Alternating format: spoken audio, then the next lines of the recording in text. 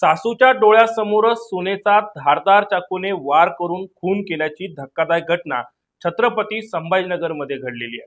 संभाजीनगर शहरातील सिडको वाळूज महानगर परिसरातील साई श्रद्धा पार्क येथे आज सकाळी हा थरार घडलाय। मिळालेल्या माहितीनुसार शैलेजा सुनील सोनार नावाची महिला साधना सोनपेटकर यांच्या घरी आली।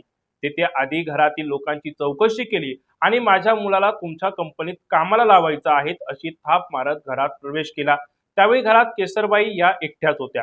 दरम्यान सकाळी 9:30च्या सुमारास साधना सोनपेटकर मंदिरातून घरी परतल्या। साधना घरी येताच आरोपी महिलेनं दाराला आतून कुलूप लावून घेतलं आणि अचानक साधना यांच्यासोबत वाद घालायला सुरुवात केली। हा वाद वाढत असतानाच केसरबाई यांनी मध्ये पडून तो सोडवण्याचा प्रयत्न केला, मात्र आरोपी शैलेजानं त्यांना बेडवर ढकलून दिलं आणि बंदुकीचा धाक दाखवत साधना यांच्या गळ्यावर चाकूने सपासप वार केले। हल्ला इतका भीषण होता की साधना सोनपेटकर रक्ताच्या थारोळ्यात कोसळल्या गेल्या आणि धक्कादायक म्हणजे त्या खाली पडल्यावरही आरोपी महिलेनं त्यांच्या अंगावर अनेक वेळा चाकूने वार केले। या सगळ्या घटना सासू केसरबाई यांच्या डोळ्यासमोरच घडत होत्या।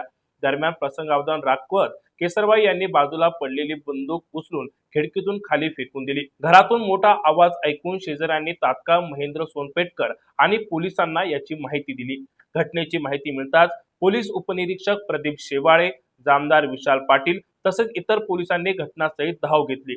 पोलिसांनी घराचा दरवाजा तोडून आत प्रवेश केला आणि आरोपी महिला शैलेजा सोनार हिला ताब्यात घेतले। या प्रकरणाची माहिती मिळताच पोलीस उपायुक्त पंकज अतुलकर, सहाय्यक पोलीस आयुक्त डॉक्टर भागीरथी पवार आणि पोलीस निरीक्षक रामेश्वर गाडे यांनीही घटनास्थळी भेट देत माहिती घेतली। सध्या पोलिसांनी आरोपी महिलेला ताब्यात घेतले असून तिने इतक्या निर्दयीपणे हा खून नेमका का केला याचा शोध सध्या पोलीस करत आहेत। या घटनेमुळे साई श्रद्धा पार्क परिसरात मोठी खळबळ उडाली।